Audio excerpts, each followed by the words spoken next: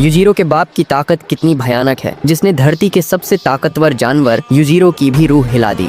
देखो मुझे। अभी अभी हुई बाप बेटे की लड़ाई में युजीरो ने बाकी के अंदर छुपी हुई ताकत को बाहर लाने के लिए अपने सगे बेटे पर भी बिल्कुल रहम नहीं किया। उसने बाकी को इतना पीटा कि उसकी आंखों की पुतलियां फैल गईं और वह एक मरी हुई कुत्ते की तरह जमीन पर गिर पड़ा। बाकी ने पूरी ताकत झोंक दी, लेकिन पलटवार करने का मौका तो दूर, वह ढंग से बचाव भी नहीं कर पा रहा था। युजीरो मन ही मन संतुष्ट होकर लड़ाई रोकने वाला था, लेकिन गिरा हुआ बाकी अचानक बदल गया। अभी अभी हुई पिटाई ने उसके डेमन ब्रेन को पूरी तरह खोल दिया था। लड़ाई के अंतिम क्षण में वह फिर से खड़ा हो गया और उसकी पीठ पर एक बार फिर दैत्य का चेहरा उभर आया। युजीरो के सामने प्रकट हुई एक आकृति ने उसे चौंका दिया। बाकी भी यह देखकर डर गया और तुरंत पीछे मुड़ा। वह था युजीरो का बाप। युजीरो की आंखें ऐसे फैल गईं जैसे किसी ने भूत दिखा दिया हो। भले ही वह जानता था कि यह एक भ्रम है और असली युइचिरो मर चुका है, लेकिन उसकी मौजूदगी से निकलने वाली आभा बिल्कुल वैसी ही थी जैसे जिंदा रहते समय थी, मानो एक सच्चा राक्षस सामने खड़ा हो। यह तो बाकी ने भी नहीं सोचा था कि डेमन ब्रेन से बना ये भ्रम इतना असली लगेगा कि न केवल युजीरो और बाकी को बल्कि सभी दर्शकों को भी साफ दिखाई देगा। बस तोकुगावा बुजुर्ग ने पहचान लिया कि यह वही आदमी है जो ताकत में युजीरो को भी हरा सकता था। करीब एक सदी पहले ओकिनावा युद्ध के दौरान अमेरिकी सेना के हजारों जहाज जापान पर हमला करने पहुंचे। उन्हें लगा था कि वे आसानी से सब कुछ कुचल देंगे, लेकिन उन्होंने ओकिनावा से कुछ किलोमीटर दूर एक छोटे से द्वीप पर 10,000 टन से अधिक गोला बारूद बरसाया, इतना कि आधे जापान को मिटा सकता था। लेकिन असलियत डरावनी थी। उनका एकमात्र निशाना था हनमा युइचिरो। अनगिनत जहाजों की तोपें, लड़ाकू विमानों की अंधाधुंध बमबारी, यहाँ तक कि पूरा द्वीप तबाह होने के बाद भी अमेरिकी सेना तभी उतरी जब उन्हें यकीन हो गया कि कोई जीवित नहीं बचा होगा। लेकिन उन्होंने देखा वह आदमी युइचिरो न केवल जिंदा था बल्कि लगातार उनके जासूसों को मार रहा था। अमेरिकी 5 स्टार जनरल मैकार्थर ने बाद में याद किया कि ओकिनावा युद्ध में कुल मिलाकर केवल 12 अमेरिकी सैनिक मारे गए थे, लेकिन हनमा युइचिरो का सामना करते समय उन्हें चरम हथियारों का इस्तेमाल करना पड़ा। यहाँ तक कि जब उन्होंने पूरे द्वीप पर परमाणु बम गिराया तब भी विस्फोट का धुआं छोड़ते ही और डरावना दृश्य सामने आया। जहाज के डेक पर एक राक्षसी चेहरा उभर आया। वह चुपचाप जहाज पर चढ़ आया, जनरल को उठा लिया